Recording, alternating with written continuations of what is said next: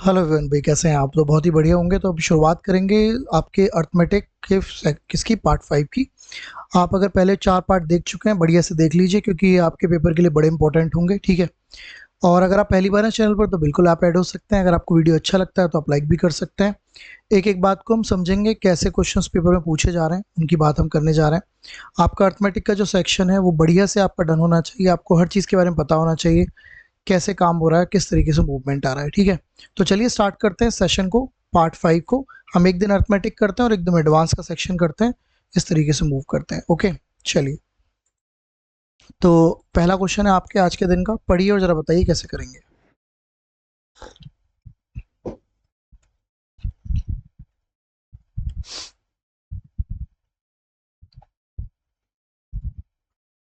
देखो, क्वेश्चन कह रहा है cyclist must cover 80 kilometre after cycling for 4 hour 48 minutes. He find that he can complete 4/5 of the total distance. What is his speed in kilometre? तो एक बात simple है कि 80 किलोमीटर उसने जाना था, है ना, लेकिन वो उसका 4/5 ही जा पाया। तो 80 का 4/5 क्या होता है? 64 किलोमीटर, है ना। और कितना टाइम लगा ऐसा करने में, ये बताइए। टाइम की अगर हम बात करते हैं तो टाइम लग रहा है 4 घंटे 48 मिनट, जिसको आप लिख सकते हो 4 घंटे और 48 मिनट को आप चेंज कर सकते हो घंटों में। तो ये आ गया 24/5 घंटे। अब क्वेश्चन पूछा जा रहा है कि भाई स्पीड क्या है, ठीक है ना। तो स्पीड की अगर हम बात करें तो स्पीड होता है डिस्टेंस अपॉन टाइम। 64 को हम डिवाइड करेंगे 24/5 से, 5 तो ऊपर चला जाएगा। 64 इंटू 5/25, 8 से कट कर लेते हैं, 40/3, और जिसका मतलब होगा 13.33। तो सिंपल क्वेश्चन है जिसमें आपको बस इस बात को समझना है कि कहने की कोशिश क्या कर रहा है ना। बाकी तो क्वेश्चन में सच कुछ ज़्यादा कुछ है नहीं, ठीक है, कर लेंगे आप, कोई दिक्कत नहीं। ये मुद्दा रहेगा,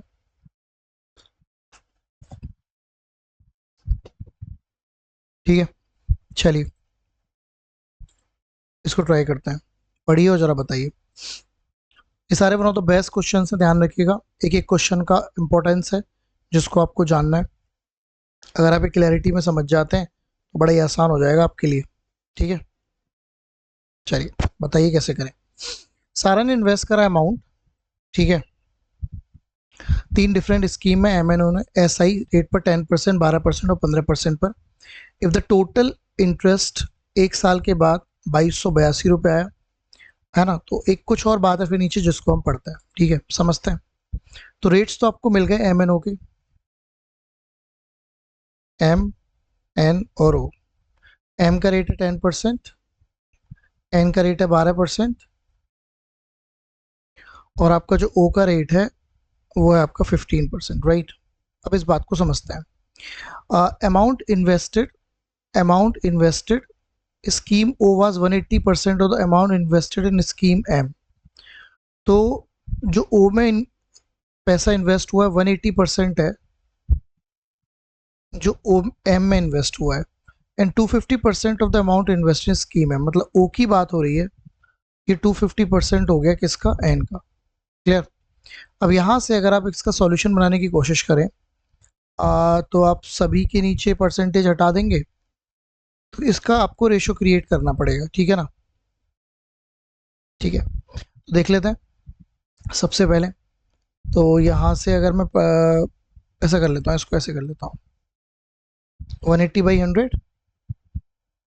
और इसको कर लेता हूँ 250/100। 0 से 0 खत्म, 0 से 0 खत्म, 2 से 9 5। तो ये आपका आ गया O is equal to 9m/5, और ये आपका आ गया 5n/2। आप जानते हैं कि आपको रेशियो बनाने के लिए 9 और 5 को यहाँ से रिमूव करना पड़ेगा, इसके नीचे 1 हो ही सकता है। तो आपको 45 से इसको डिवाइड करना पड़ेगा। तो 45 यहाँ आ जाएगा, 45 यहाँ आ जाएगा, और 45 यहाँ आ जाएगा। ओ के नीचे तो 45 ही आ गया, एम के नीचे आ जाएगा 25, और एन के नीचे आ जाएगा 18। ये रेशो आ गया। एम की वैल्यू 25, एन की वैल्यू 18, और ओ की वैल्यू 45। ये इनके प्रिंसिपल्स का रेशियो आ गया जो इन्होंने इसमें आपने डिस्ट्रीब्यूट करें, ठीक है।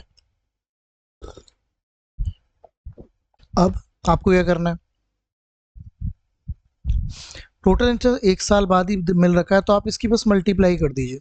तो ये आ गया आपका 250%, 12 18 की गुणा कर दीजिए, 18 36, 18 और 3 216%, और इसकी गुणा कर दीजिए, 15 पंजे 75 होते हैं, 7 15 चौका 60, 675%।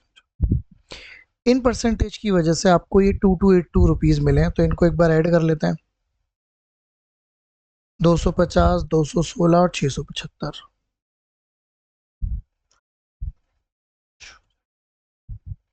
तो यह आ गया 1141%। 1141% की जो वैल्यू है वो आपकी है 2282। तो आप समझ रहे होंगे 1141 को मैं लिख सकता हूँ 1141/100, और ये आपका आ गया 2282। इससे एग्जैक्टली 2 बार डिवाइड होता है, 2 की मल्टीप्लाई इधर, तो 1 की वैल्यू 200 आ गई, राइट। अब क्वेश्चन पूछ रहा है what was the amount invested in scheme N, तो एन में ये वाला पैसा था, तो बस आपको क्या करना है, इसकी वैल्यू निकालनी है, तो 18 इंटू 200, तो एन में जो पैसा इन्वेस्ट हुआ था वो 3600 हुआ था। तो बढ़िया क्वेश्चन है, शानदार क्वेश्चन है, जिसको आपको इस तरीके से समझना है। एक बार अगर आप क्लैरिटी ले आते हैं तो काम बच जाता है।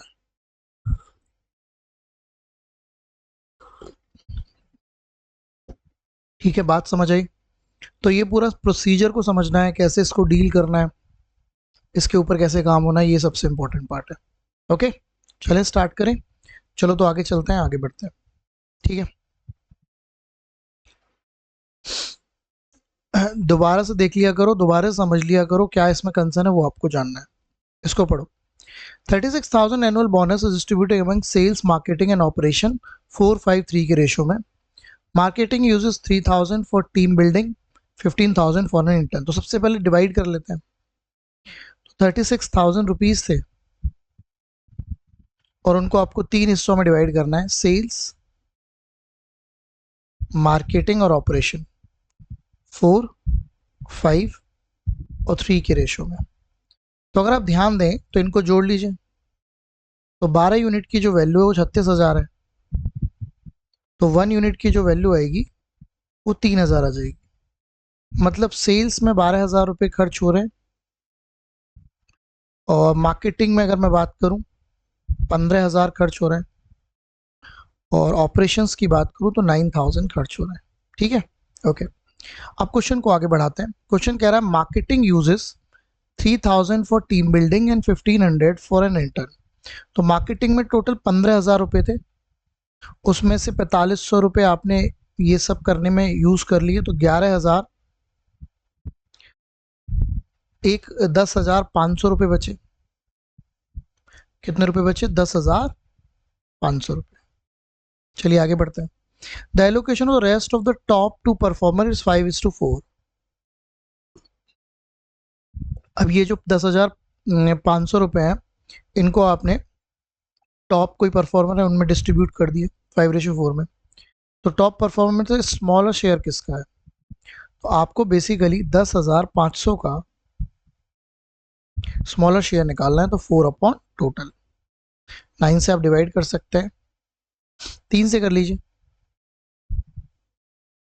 3 से कट कर लीजिए, 4 की मल्टीप्लाई कर लीजिए,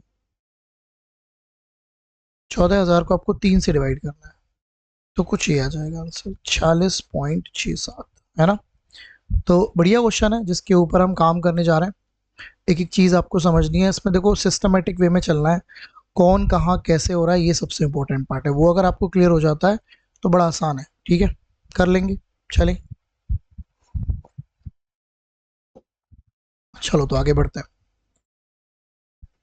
पढ़ो। कपिल ने 10,000 इन्वेस्ट करे बिजनेस में, 3 महीने के बाद मनीष ने ज्वाइन करा 80,000 से, और आफ्टर 3 more month। तो इस बात को, ये बड़ी इंपॉर्टेंट बात होती है, आफ्टर 3 more month, मतलब इस 3 महीने के बाद, ठीक है ना। कपिल ने 40,000 रुपये विड्रॉ कर लिए, तो आपको बताना है प्रॉफिट रेशियो क्या होगा।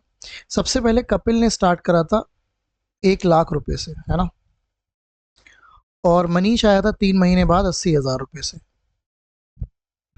अब 3 महीने के बाद आया मनीष, ठीक है, और आफ्टर 3 मोर मंथ, तो कपिल ने का पैसा ये 6 महीने चला, फिर इसने विड्रॉ कर लिया 40,000, तो इसका ये पैसा 60,000 हो गया, क्योंकि 1 लाख में से 40,000 इसने विड्रॉ कर लिया। ओके, बात चल रही है कि प्रॉफिट बताओ 1 साल के बाद, 6 महीने आए हो गए तो 6 महीने आए हो गए, और ये तो आया ही 3 महीने बाद था, तो इसकी टोटल 9 महीने मामला चला मनीष का। अब बस इसका सॉल्यूशन बनाना है। 4 जीरो आप यहाँ से कट कर सकते हैं, तो ये आ गया 6, और ये 6 और 6 12 18, और ये आ गया 72, तो 1:18 ही आएगा। 6 छंग 36 होते हैं, 36 और 6 40 होते हैं, सॉरी 36 और 6 42, तो 6 से कट कर लेता हूँ। 6 8 72, कुछ गड़बड़ हो गया क्या? 12, एक सेकंड रुकना, कुछ गड़बड़ हुआ क्या? कहीं पे कुछ गड़बड़ तो नहीं हुई है? 6 महीने बाद इसने 40,000 विड्रॉ करे, इसने 80,000 लगाए थे। ओ ये 60 आएगा ना, ओके सॉरी, ये 60 आएगा और ये 36 आएगा, तो ये आएगा 96, और आएगा 72। अब ये 12 से कट जाएगा, 12 अट्ठे 96 और 12 छिंग 72, 4:3। तो जो प्रॉफिट रेशो आएगा वो कितना आएगा? 4:3 आपका प्रॉफिट रेशो आ जाएगा। ठीक है, कर लेंगे। चलिए आगे बढ़ते हैं, अगले क्वेश्चन की तरफ चलते हैं, इसको समझो।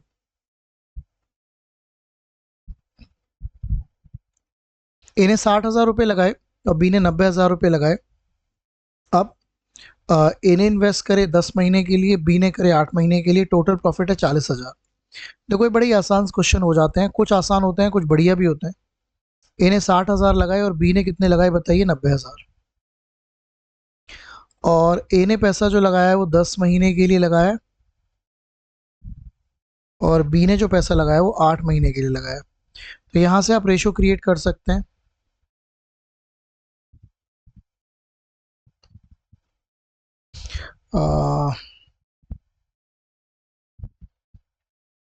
तो रेशो आ गया 5:6 का, है ना। और बस तो क्या करना है, प्रॉफिट इतना है तो ए का शेयर पूछा है, तो ए का शेयर अगर निकालना है 40,000 के प्रॉफिट में, तो आप 5/11 की मल्टीप्लाई करेंगे, तो आ गया आपका 2,11,000 से भाग करना है। तो 18 से आंसर शुरू हो जाएगा, तो यही आंसर है 18182, ये वाला आपका राइट आंसर आपका बन जाएगा। ठीक है, बात समझ में आ रही है कैसे करना है? तो ये सारा मुद्दा है जो आपको जानना है। ठीक है, चलिए आगे बढ़ते हैं, इसको ट्राई करते हैं। पढ़िए और जरा बताइए कैसे करें।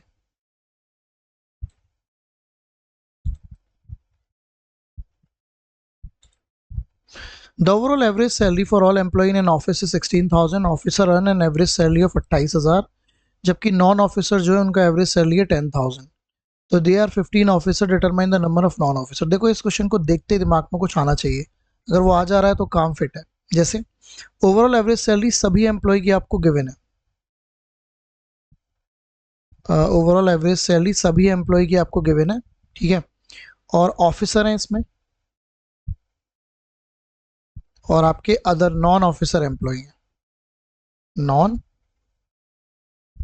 ऑफिसर है ना। तो ऑफिसर की अगर ध्यान से देखें तो 28,000 है, और नॉन ऑफिसर की 10,000 है, और सभी की 16,000 है। अब आप इसे सॉल्यूशन बना सकते हैं, तो 28,000 में से 16,000 आप माइनस कर सकते हैं, तो आपका जो टोटल आएगा वो आएगा 12,000, मतलब माइनस करने के बाद इधर आप करेंगे तो 6,000 आएगा, और ये रेशो बन जाएगा 1:2। ये डेफिनेटली प्रॉफिट का रेशो है। तो आपके हिसाब से यहाँ पे टोटल जो वैल्यू आ रही है 3 यूनिट की, जो वैल्यू आ रही है वो, अच्छा 3 यूनिट की वैल्यू नहीं, अब ध्यान दी लीजिए प्रॉफिट की रेशो क्या कह रहा हूँ मैं, रुको एक सेकंड, कभी कभी ना इधर उधर दिमाग चलाया था तो ऐसी बातें हो जाती है। देखो सबसे पहले ये बात किसकी हो रही थी? सैलरी की हो रही थी, सैलरी की बात हो रही थी, और यहाँ पे जब आप ये डिफरेंस निकालते हैं तो हमेशा ध्यान रखना ये एलिगेशन का मेथड है, और इसमें हमेशा डिपेंडेंट थिंग आती है। तो अगर हम बात सैलरी की करते हैं तो ये जो चीज़ यहाँ पे लिखी हुई है ये हमेशा एम्प्लॉय आएंगे, क्योंकि जो सैलरी मिलती है वो किनको मिलती है? एम्प्लॉयज़ को। तो ये एम्प्लॉयज़ का रेशो आ गया। अगर ये एम्प्लॉयज़ का रेशो आ गया तो आपके हिसाब से ऑफिसर है 1 और नॉन ऑफिसर हैं 2, लेकिन एक की वैल्यू आपको 15 दे रखी है, तो 1 की वैल्यू 15, तो नॉन ऑफिसर आ गए आपके 30। क्वेश्चन में यही पूछ रहा है कि नॉन ऑफिसर बताइए, तो आपका जो राइट आंसर बनेगा वो क्या बनेगा, 30 आपका राइट आंसर बन जाएगा। क्लियर हुई बात? तो ये काम आपने करना होगा। ओके, तो इस तरीके से समझना है। चलिए आगे बढ़ते हैं। There are three numbers are such that when the sum of any two of them are added to the half of the third, then result are 210, 198, 192 respectively. What is the average of the three number? Three number ऐसे हैं कि भाई when the sum of the any two number added to the half of the third, sum of any two number, okay? तो अगर मैं number मान लूं x Y जी, तो सम ऑफ एनी टू नंबर और मैं थर्ड के हाफ में जोड़ता हूं, तो मेरे को पहली बार मिलता है 210। ऐसे ही Y Z plus x by two मेरे को मिलता है 198। ऐसे ही Z X plus Y by two और मेरे को मिलता है 192। ऐसे दे रखा है। तो पूछा जा रहा है कि एवरेज बताना है। एवरेज का मतलब तीनों का सम। देखिए ऐसी कंडीशन जब भी मिलती है ना आपको, आपका पहला काम होना चाहिए इन सभी को ऐड करने का। तो आप इन्हें ऐड कर दो। जब आप ऐड करोगे तो x दिख रहा है, x दिख रहा है और x आपको यहाँ भी दिख रहा होगा, तो आपको मिलेगा x plus x by two. ऐसे ही y भी सेम दिखेगा, y plus Y by two. तो मैं बस इसको सॉल्यूशन कर लेता हूँ, सेम सॉल्यूशन बनेगा। तो ये आपका आ गया 2x plus x by two, तो ये आ गया आपका 5x बाई टू। तो 5/2 सब में कॉमन आ जाएगा और अंदर आ जाएगा x plus y plus z, और बराबर में इनको ऐड कर लेता हूँ, तो आएगा 0, 2, 600, 5 से कट कर लेता हूँ, तो 240 आ गई value. x plus y plus z की वैल्यू आ गई 240। अब मुझे अगर इनका एवरेज निकालना है, तो एवरेज क्या होता है, तीनों का सम डिवाइडेड बाई 3। तो 240 को मैं 3 से डिवाइड करूंगा, तो जो एवरेज आएगा वो 80 आ जाएगा।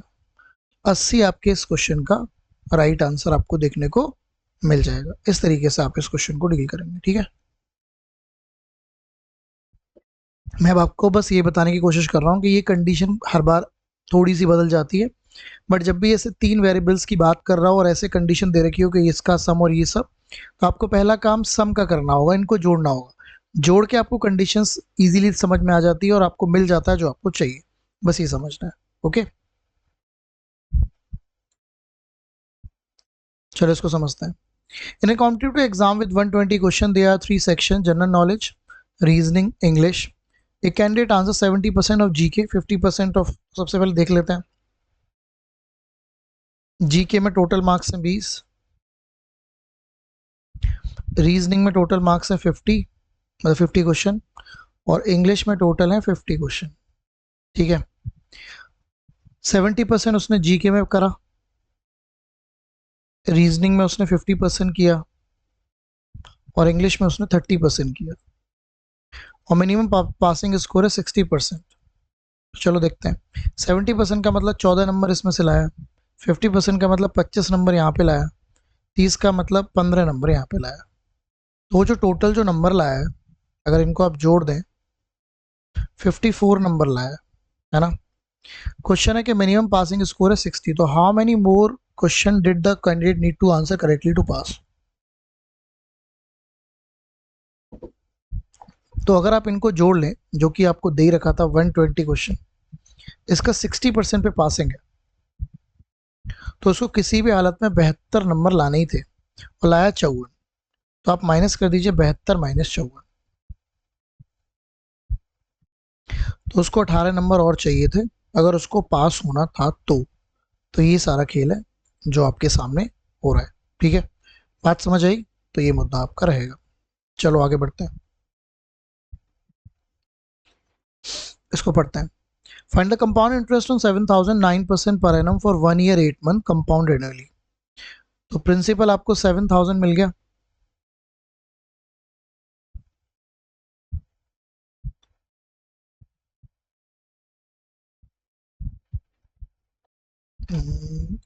ओके, देखिएगा प्रिंसिपल आपको 7,000 मिल गया, रेट आपको 9% का मिल गया, और जो टाइम है वो आपको 1 ईयर 8 मंथ का दे रखा है। ओके, चलिए तो अब बात को आगे बढ़ाते हैं। और इसने बोला कि भाई वही मतलब बताना है आपको, ठीक है। तो अब देखो ध्यान से समझो, इसके तरीके बहुत सारे हो सकते हैं, बट मैं आपको जो तरीका बता रहा हूँ उसको समझिएगा। इसका मतलब 1 साल 8 महीने का मतलब हो गया, 1 साल तो पूरा हो गया, और 8 महीने को आप लिख सकते हो 8/12, जिसका मतलब फाइनली हो गया 2/3। तो मुद्दा आ गया 1 साल प्लस 2/3 ईयर। अब 1 साल में तो 9% का ही रेट रहेगा, लेकिन ये 2/3 में 9% नहीं रहेगा। 9% में आप 2/3 की मल्टीप्लाई करेंगे तो ये हो जाएगा 6%। तो अब आपको 9% और 6% को कंबाइन करना है। क्लियर? तो 9% और 6% को ये आप डायरेक्टली भी कर सकते हैं, बट हम कर इसको जरा कंबाइन कर लेते हैं। कंबाइन करेंगे तो आएगा 9 + 6, 9 × 6 / 100। ठीक है, तो ये आपका आ गया 15.54%। तो अगर ये टोटल कंप्लीट रेट आ गया है ना, इसी की वजह से आपको कंपाउंड इंटरेस्ट मिलेगा। तो आपको 7,000 का 15.54 निकालना है। 15.54%, नीचे 100 कर लेता हूँ, 2 जीरो खत्म कर लेता हूँ, 1 जीरो से पॉइंट यहाँ पहुंच जाएगी। तो आपको 155.4 में 7 की मल्टीप्लाई करनी है। 7 चौक 28, 35 और 2 37, 3 1087.80। तो आपका जो राइट आंसर आ जाएगा 1087.80 आपका राइट आंसर आ जाएगा। ठीक है ना, तो ये काम आपने करना है। तो आप ऐसे आप इसमें लेफ्ट एंड राइट मेथड भी यूज कर सकते हैं, है ना, बट आप अगर कंबाइन अगर आप इसको कर लेते हैं तो आपके लिए बहुत इजी हो जाएगा, बहुत ही आसान आप कर पाएंगे। ठीक है, चलें आगे, आओ इसको समझो। If the amount at the end of second year and third year on a certain principal at compound interest is this and this, find the rate of interest। देखिए ये काफी कॉमन क्वेश्चन है। Second year and third year तो ये consecutive years हैं। तो second year में जो आपका अमाउंट आपको मिलता है वो 12,000 का मिलता है, और जो थर्ड ईयर में जो आपको अमाउंट मतलब फाइनली मिलता है वो 13,200 का मिलता है। जब भी कॉन्जिक्यूटिव ईयर हो, कंपाउंड इंटरेस्ट की बात हो रही है, तो सिंपल इनका डिफरेंस निकालेंगे आप। डिफरेंस आएगा 1,200 रुपये। ये जो डिफरेंस आप निकालते हैं ये लेस ईयर्स वाले पे सिंपल इंटरेस्ट होता है ना। तो 1,200 आप ऊपर रखेंगे, लेस ईयर्स वाला अमाउंट क्या है 12,000, और 100 से आप मल्टीप्लाई कर देंगे। तो आपका जो राइट आंसर आएगा वो 10% आएगा, और 10% यहाँ पे हम रेट ही कैलकुलेट कर रहे हैं, जो कि आप देख पा रहे हो। ठीक है, डन है बात? ओके, पढ़ते हैं इसको। Stationery shop owner buys 3 type of notebooks. तो ये आपको समझ में आया ना क्वेश्चन? भाई देखो, प्रैक्टिसिंग करनी है, अच्छे से समझना है, वो तभी आप कर सकते हो। ठीक है ना, अगर आपको ये बेसिक्स नहीं क्लियर है तो बड़ा मुश्किल है, फिर तो आप बस धूल में लट मारने वाली बात है। जब तक आपको बेसिक्स क्लियर नहीं है तब तक काम नहीं बनता। ठीक है, आप अगर बिना फोकस करे चीज़ों को करने जा रहे हैं तो काम नहीं बनेगा। You have to focus, you have to understand. Okay, तो ऐसे वेग तरीके से अगर आप जाएंगे तो काम नहीं होगा। आपको अच्छे से समझनी है चीज़ों को, बढ़िया से पढ़ाई करनी है। ये सेशंस तो बस आपको रिमाइंड कराने के लिए, अदरवाइज आप जो इस सेशन के बाद जो पढ़ाई करेंगे, जो 4-5 घंटे आप लगाएंगे, उससे आपको गेन मिलेगा। ठीक है, ओके, पढ़ते हैं। एक स्टेशनरी शॉप ओनर है जो 3 टाइप ऑफ नोटबुक बाई करता है। फर्स्ट कॉस्ट करती है 5 नोटबुक 20 रुपए की। तो ऐसा करते हैं 5A मान लेते हैं, पहली वाली नोटबुक ए है और 20 रुपए की उसको पड़ती है। दूसरी 2 नोटबुक बी मान लेते हैं, वो उसको 9 रुपए की पड़ती है। और तीसरी सी मान लेते हैं जो उसको 45 रुपए की पड़ती है। He mixes them in the ratio 3:4:3। इनको मिक्स कर रहा है 3, 4 और 3 में, और सेल कर देता है 4 नोटबुक 19 रुपए की। ठीक है, तो आपको बताना है अप्रोक्सीमेट गेन और लॉस। देखो सिंपल समझो, सबसे पहले आप यहाँ पे ना 5 नोटबुक अगर 20 रुपए की है तो एक नोटबुक कितने की होगी? 4 रुपए की। 2 नोटबुक 9 रुपए की है तो एक कितने की होगी? 4.5 की। 10 नोटबुक 45 की, तो एक कितने की होगी? 4.5 की। अब आप यहाँ से 3 नोटबुक खरीदे आपने, तो यहाँ पे 12 रुपये आपने खर्च करे होंगे। मल्टीप्लाई कर रहा हूँ 4 की 3 में, 4.5 की 4 में कर रहा हूँ, तो ये आपका 18 आ गया। और 4.5 की 3 में कर रहा हूँ, तो ये आ गया 13.5, है ना? ओके, ये वैल्यूज आ गई, मतलब ये सीपी आ गया, मतलब इतने में खरीदारी हुई है तो ये सीपी आ गया। और सीपी आपका फाइनली अगर आप इसे जोड़ें 43.5 आ गया। क्लियर? अब यहां से एक चीज और समझनी है आपको, टोटल क्वांटिटी कितनी हो गई? टोटल क्वांटिटी हो गई 10। अब बेचने की बात करें तो चार चीजें अगर 19 रुपए की बेची जाती हैं, तो 10 नोटबुक कितने की बेची गई होंगी? 19 इंटू 10/4, 95/2। तो 95/2 का मतलब हो गया, ये एसपी आ जाएगा 95/2, 47.5, ये एसपी आ गया और ये सीपी था। ठीक है, तो आपको डेफिनेटली प्रॉफिट हो रहा है। प्रॉफिट कितने का हो रहा है आपको? 4 का। और प्रॉफिट किस पे हो रहा है? 43.5 पर। और इंटू 100, पॉइंट हटा के ऊपर एक जीरो, 5 से कट कर लेता हूँ, तो 800 को 87 से डिवाइड करना है। 800 को जब 87 से आप डिवाइड करेंगे तो लगभग 8 बार जाएगा। 8 बार जाएगा। कैलकुलेशन मिस्टेक तो नहीं है भाई? नहीं, कैलकुलेशन मिस्टेक तो नहीं है, एक बार देख लेते हैं फिर भी।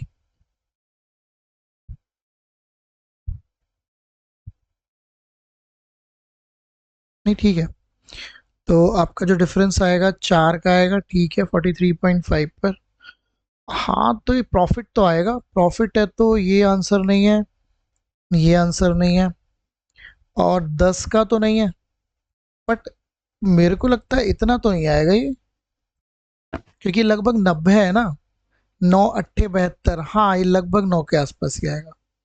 9 नाम। अच्छा, अगर मैं इसको, हाँ, 9 टाइम चला जाएगा, 9 सत्ते 6, 9 अट्ठे 72, और 72 और 6 आ गया ना। 72 और 6 कितने होते हैं? 78, हाँ, हो गया, ठीक है। 9 पॉइंट समथिंग एग्जैक्टली यही आएगा, 9.2। ठीक है, बात क्लियर हुई? तो बढ़िया क्वेश्चन है, जिसको आपको इस तरीके से डील करना है, जिसको आपको जानना है। चलें आगे, चलो आगे बढ़ते हैं। ये seller bought 3 different types of mobile cover, C1 C2 C3, ratio उनके सेलिंग प्राइस के आपको दे रखे हैं 3 4 5। और ठीक है, तो इस सेलिंग प्राइस का रेशियो ध्यान रखिएगा, C1 C2 और C3, ये आपके एसपी का रेशियो है 3 4 और 5। अच्छा, पहले पे प्रॉफिट है, प्रॉफिट परसेंटेज दे रखा है, पहले पे 25% का प्रॉफिट है, दूसरे पर 10% का प्रॉफिट है, और तीसरे पर भी आपका 20% का प्रॉफिट है। What was the approximate percentage gain और लॉस इन एंटायर ट्रांजेक्शन, ये आपको करना है। ठीक है, तो सबसे पहले इसका मतलब आप जानते हैं, प्रॉफिट है, प्रॉफिट किस पे होगा? देखो, पहले तो इस एस पी और प्रॉफिट है, तो आपको सी पी निकालना पड़ेगा। तो आप जानते हैं इसका मतलब 1/4 होता है, प्रॉफिट होगा तो कितना हो जाएगा? 5/4, और इसकी वैल्यू है 3, तो यहाँ से सी पी आ जाएगा 12/5। यहाँ पे कैलकुलेट करेंगे तो सी पी का 11/10 बराबर हो जाएगा 4। सारे प्रॉफिट ही थे ना, लॉस तो कोई नहीं था ना। मैं लॉस था, एक सेकेंड रुको, ये प्रॉफिट है, ये भी प्रॉफिट है, लेकिन ये लॉस था। ओके, तो ये 4 आ गया, तो ये सी पी आ गया 40/11, और ये लॉस है, तो सी पी 1/5 होता है ना, तो 4/5 इक्वल टू 5, तो आ गया 25/4। हाँ, देख लो कभी कुछ गड़बड़ हो जाए। नहीं नहीं, ठीक है, परफेक्ट है। अब करते हैं, तो इसको पॉइंट्स में बना लो, तो ये आपका आ गया 2.8, इसको कर लो 33, 66, 3.6, या 2 तक करना चाहते हो 2 तक कर लो, तो 5, ये 2.4 आएगा ना, 5 से डिवाइड करेंगे तो, क्यों भाई? इसको करेंगे तो 33 आ गया, फिर आपका 33 7 बचा, 4 बचा, तो ये आ गया। तो इसे 2 पॉइंट तक बना लो, 4 6.25। ये आपका सीपी आ गया, और एसपी आपका कितना था टोटल, 12, और ये आपका सीपी है। तो इनको जोड़ लेते हैं, 2.40, 3.63 और 6.25, तो आ गया 12.28। तो लॉस हो गया भाई को, ये सीपी है ना। लॉस है तो प्रॉफिट वाले तो आंसर है ही नहीं। देखो पहले दिमाग में डाल लिया करो, क्योंकि आपके लिए थोड़ा इजी हो जाता है। अब आपको जो लॉस है वो 2.33 है या फिर 4.62 है, इसमें से एक आंसर रहेगा। आपके डबल डिप तो यहीं पे हो जाती है ना। अब ध्यान से देखो, अगर आप ध्यान दोगे तो लॉस जो चल रहा है इसमें से आप इसको माइनस करेंगे तो 0.28 का लॉस है ना। और हाँ, और 12.28 आप नीचे रखेंगे और इंटू 100 करेंगे। पॉइंट का कोई मतलब नहीं बनता, 4 से कट कर लेता हूँ। तो मुझे 700 को 307 से डिवाइड करना है, तो डेफिनेटली 2 बार जाएगा, और 2 बार जाएगा तो यही आंसर होगा ना, है कि नहीं। तो ये चीज़ समझनी है आपको, डबल डिप कैसे करना है, कैसे इसको मूव करना है, यही तो कलाकारियाँ सीखनी है आपको। ये कलाकारी अगर आप सीख जाते हैं तो काम आपका ईजी हो जाता है। यही बात है बस, और कोई बात ही नहीं है। ठीक है, चलो आगे बढ़ते हैं, इसको समझते हैं। A high-end watch is initially marked up by 50% above its cost price. During a sale, it offered a discount of 20% on its market price. However, a special customer received an additional discount of 5% on the discounted price, bringing the filing selling price to this. If shopkeeper still makes a profit of 8% on the cost price, after all discount, what was the original? अब देखो इतना बड़ा question अगर आप paper में पढ़ने लग जाएंगे तो आपका तो काम हो गया, लेकिन इसमें ना कहीं कहीं लूप होल्स होते हैं जिनको आपको पकड़ना होता है। अगर आप ध्यान दें तो यहाँ तक जो बात चल रही है, लूप होल यहाँ पर है, फाइनल सेलिंग प्राइस आपका ये है, और शॉपकीपर को कितना प्रॉफिट होता है, 8% का। तो अगर फाइनल सेलिंग प्राइस अगर 4320 है और शॉपकीपर को जो फाइनल प्रॉफिट होता है वो 8% का होता है, तो यहाँ से आप सीपी निकाल सकते हैं। 8% का मतलब होता है 2/25, प्रॉफिट होता है तो ये आ गया 27/25, और ये इक्वल आ गया 4320 के। ठीक है, 3 से कट कर लेते हैं और फिर 9 से भी कट हो जाएगा, तो सीपी की वैल्यू आ गई 160 इंटू 25, मल्टीप्लाई कर लेते हैं 4000, तो सीपी 4000 आ गया। अब सीपी 4000 अगर इस क्वेश्चन की बात करूं तो सीपी 4000 एक ही ऑप्शन में, और यही आंसर है, ना ये आंसर है ना यही आंसर है। बट वही वाली बात कि आपको और दूसरी चीज कैसे निकालनी है तो उसको भी समझ लीजिए आप। इसने बोला है high and watch initially marked 50% above is cost price. तो देखो अगर सीपी 4000 है तो आपने जो एमपी मार्क करा होगा 6000 रुपये किया होगा, और डिस्काउंट करा 20% का, तो इस पर डिस्काउंट दिया होगा 20% का, जो कि 1200 का डिस्काउंट होता है, तो चीज़ पड़ेगी 4800 रुपये की पहले डिस्काउंट के बाद। ठीक है, ओके। फिर इस पर एक और डिस्काउंट दिया गया 5% का, और फाइनली चीज़ गई है 4320। तो अब आपको जो लेना देना है ना वो इन दोनों से लेना देना है। तो 4800 की चीज़ अगर इतने की जाएगी तो कितने का डिस्काउंट है, 480 रुपये का। अब 480 रुपये का डिस्काउंट है, और डिस्काउंट आप ला रहे हो 4800 रुपये पर, और इंटू 100, तो आपको 10% का ये वाई की वैल्यू है। तो अब एग्जैक्टली आपके दिमाग में आ गया होगा कि ये है, मतलब मान लो 4000 दो ऑप्शंस में होता तो वाई भी तो निकालना ही पड़ता ना। तो ये मुद्दा आपका चल रहा है। ठीक है, बात क्लियर हुई। कैसा लगा आज का सेशन मुझे बताइए आप, कैसा आपको अच्छा लग रहा है नहीं लग रहा है। ठीक है, if you are feeling better, feeling better से कोई मतलब ही नहीं है भाई, ये करना ही होगा। अगर आप ये नहीं कर पा रहे हैं तो बड़ा मुश्किल है मामला। ठीक है, पेपर में इसको अच्छे से समझिए, जानने की कोशिश करिए। कोई भी डाउट है तो कमेंट कर सकते हैं, बढ़िया से समझिए। ठीक है, क्योंकि भैया कुछ नहीं रखा आपको, जब तक बढ़िया से आप नहीं बन पाओगे कोई काम नहीं हो पाएगा। ठीक है, चलिए, all the best, take care, मिलते हैं आपसे नेक्स्ट सेशन में।